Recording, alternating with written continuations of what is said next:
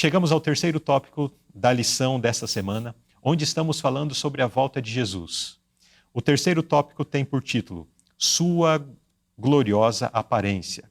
Então, nessa lição onde estamos considerando quem poderá subsistir, nós vamos ver agora um pouco mais sobre o aspecto, detalhes da vinda de Cristo. Nos tópicos anteriores nós já vimos que é uma vinda literal, é uma vinda visível, todos verão de fato, mas o que veremos?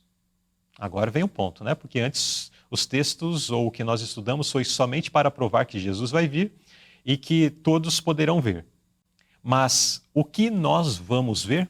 Isso é o que nós vamos considerar então nesse terceiro tópico. Irmão Juan, descreva o retorno literal de Jesus. O que as Escrituras falam sobre o retorno literal de Jesus? Aqui vamos atentar para mais detalhes, como que vai ser a vinda de Cristo.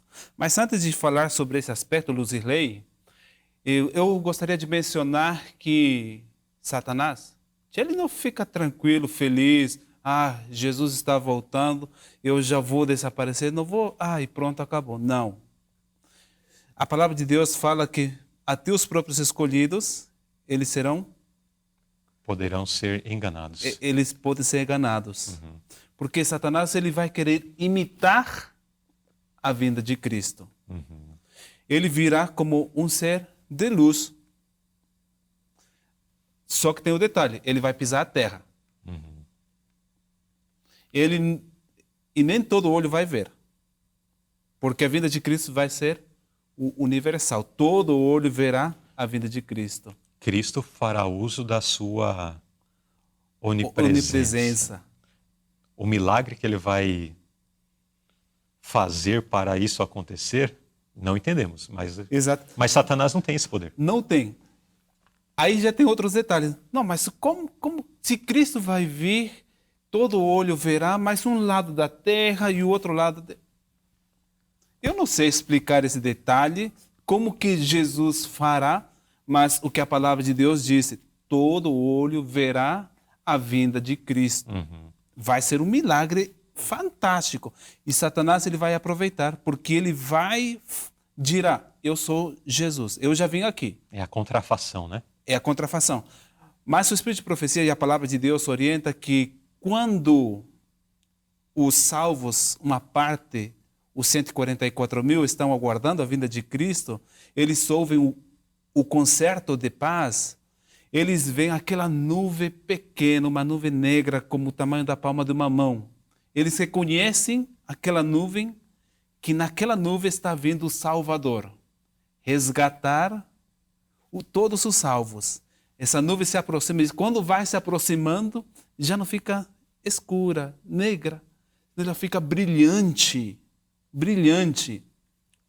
E aí, não está somente Jesus Cristo naquela nuvem gloriosa. O céu fica vazio. Porque ele vem na glória do Pai e significa que o Pai também vai estar aí. Os santos anjos estão acompanhando aquele evento que nós esperávamos por tanto tempo. Então, a nuvem gloriosa está lá no céu. Jesus sentado, coroado, com a trombete de prata num lado, e o arco também aí em cima dele. Então são os detalhes, como que será a vinda de Cristo. E é literal novamente. Parece que um pouco repetitivo, mas vai ser literal. E não existe linguagem humana para descrever esse aparecimento que é a vinda de Cristo. O que nós estamos falando é como vai ser, mas agora estar presente lá, poder ver esse evento, olha, devemos estar lá. Fazer de tudo para estar lá. Fazer de tudo para estar lá. E com a graça de Deus, pelo poder dele, e fazendo a nossa parte, vamos estar lá naquele dia. Para ver, né? Esse evento maravilhoso, Jesus vindo não mais como o servo sofredor, mas agora como Rei dos Reis, Senhor dos Senhores. O apelo do irmão Juan aqui é bem cabível, né? A linguagem humana, como diz a primeira linha da nota, não pode descrever. Não. Aquilo que não pode ser descrito precisa ser visto. Então precisamos estar lá para ver, para desfrutar da materialização dessa nossa bendita esperança. Agora a pergunta B. Quantos dos habitantes vivos da terra reconhecerão essa vinda? Será que apenas uns poucos perceberão? Só aqueles que aceitaram o evangelho que vão perceber? Os ímpios, eles não vão perceber a vinda de Cristo? Como que acontece isso, irmão Juan? Mateus ele vem falando sobre o que está acontecendo e o que vai acontecer. Sobre os falsos profetas, os falsos cristos. Até mencionei sobre a contrafação que fará o diabo. E não fica só por aí. Ele vai se apresentar como Jesus Cristo e ainda vai ter os apóstolos. O livro Eventos Finais fala sobre esse detalhe. Então, Jesus, os apóstolos. Mas a palavra de Deus fala que eis lá no deserto está o Cristo, ou eis lá em tal lugar, eis lá no outro canto. Espera aí. Quem vai reconhecer a vinda de Cristo? E aí João, ele vem falando uma outra situação. Quando os ímpios, eles veem Jesus, eles falam, caia sobre nós as montanhas, vamos nos esconder, mas não adianta, não tem como eles se esconderem da presença de Deus. Então, tanto os salvos, eu vou mencionar aqui, porque quem vai estar lá naquele dia? Os 144 mil e os ímpios. Então, essas duas classes estarão quando Jesus está voltando. E aí nós vemos que o Espírito de Profecia, ele aborda mais detalhadamente esse evento, qual será o proceder dos ímpios com relação à vinda de Cristo. E finalmente, eles serão destruídos pela glória de Cristo. Porque se hoje nós olhássemos Jesus tal como ele está, nós seríamos fulminados. Da mesma maneira, os ímpios, como os pecados deles não foram perdoados, o corpo deles não foi preparado para aquele evento, eles querem fugir da presença de Deus. E, infelizmente, eles vão ser destruídos. Então, todos os vivos, eles vão reconhecer essa vinda. Tanto os salvos como os ímpios. Confirmando o Apocalipse 1:7, né?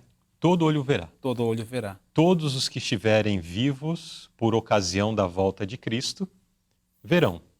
E o irmão Juan fez menção de um aspecto bastante interessante, talvez pode ter algum internauta que não esteja familiarizado com o que ele mencionou, que é a questão dos 144 mil.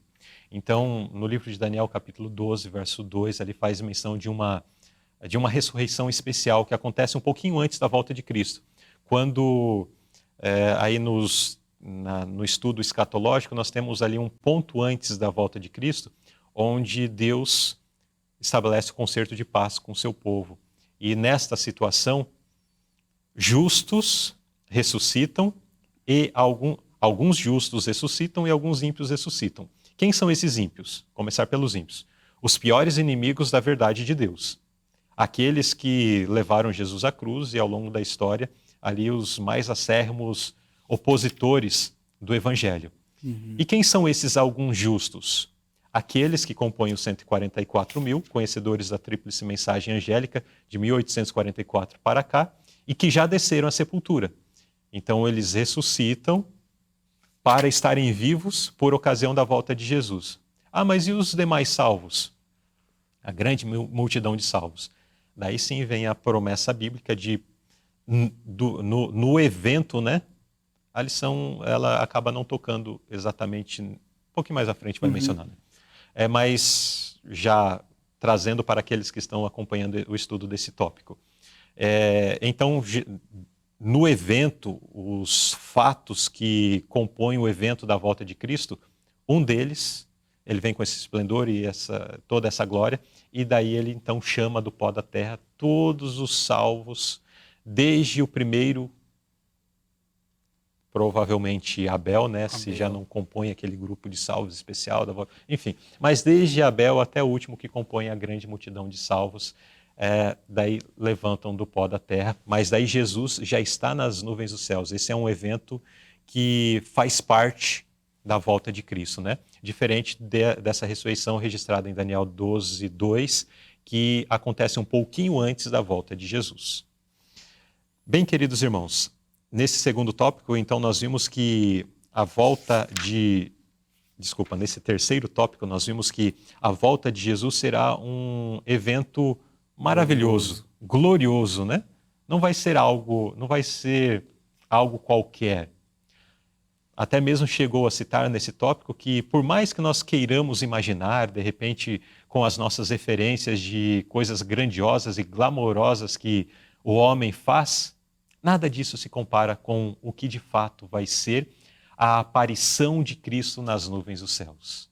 É algo que eu e você precisamos estar lá vivos para ver, acompanhar e desfrutar deste maravilhoso evento. Portanto, no fechamento desse tópico, continua o nosso apelo nessa semana. Vamos nos preparar para estar do lado certo naquele dia em que Jesus vier para buscar os redimidos, para buscar aqueles que são seus. Amém?